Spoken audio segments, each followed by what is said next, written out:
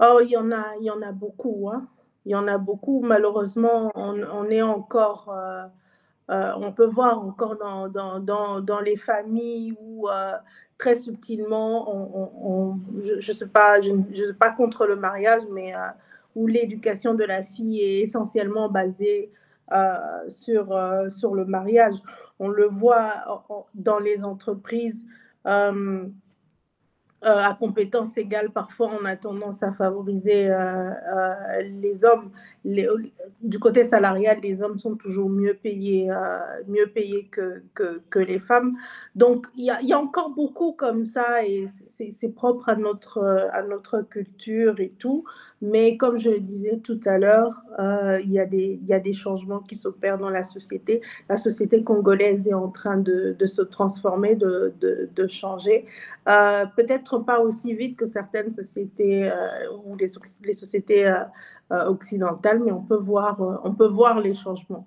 Il y a encore beaucoup à faire, particulièrement dans la cellule familiale et tout. Comme je le disais, je pense que la première, les premiers supporters, les premières personnes qui doivent encourager les femmes justement à avoir cette vision ou à nourrir leur ambition, ça reste la famille.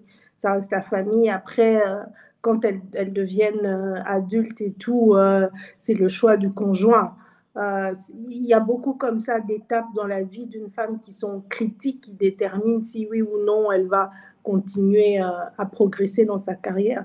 Donc il y a encore beaucoup à faire, mais je pense qu'on est sur la bonne voie.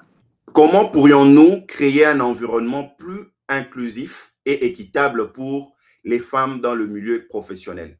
Comme je disais, c'est vraiment de mettre en place des politiques qui favorisent ça, la flexibilité des horaires, l'accès aux formations. Je pense que ça, c'est indispensable. Une femme qui est formée, c'est une femme qui peut se défendre, qu'elle a les compétences pour se défendre. Parce que c'est vrai, on parle de quotas et tout, mais je reste convaincue que le plus important, c'est qu'il faut avoir, il ne faut pas seulement se limiter aux quotas. Ça doit être des quotas de qualité. Et dans les discussions, on entend souvent ça. Et je me réfère à la sphère politique, par exemple, on vous dit, OK, on veut bien avoir des femmes sur les listes électorales, mais il n'y en a pas beaucoup. On veut bien avoir des femmes dans le gouvernement ou dans les entreprises publiques, mais il y a un problème de compétences. Et en même temps aussi, je pense que les femmes compétentes, il y en a. Il y en a, mais elles ne prennent peut-être pas de risques. Et ça, j'entends souvent ça aussi. Le problème des femmes, c'est qu'elles ne veulent pas prendre des risques. Et c'est normal, elles sont peut-être un peu plus conservatrices et tout. On pense à la famille et tout, mais les femmes congolaises doivent maintenant apprendre à prendre des risques.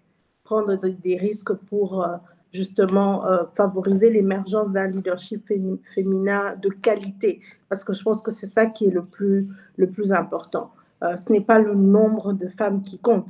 Évidemment, si on en arrive à une parité 50-50, ce serait l'idéal. Mais le peu que l'on a, le peu de femmes qui se retrouvent dans des positions de leadership, ça doit être des femmes de qualité.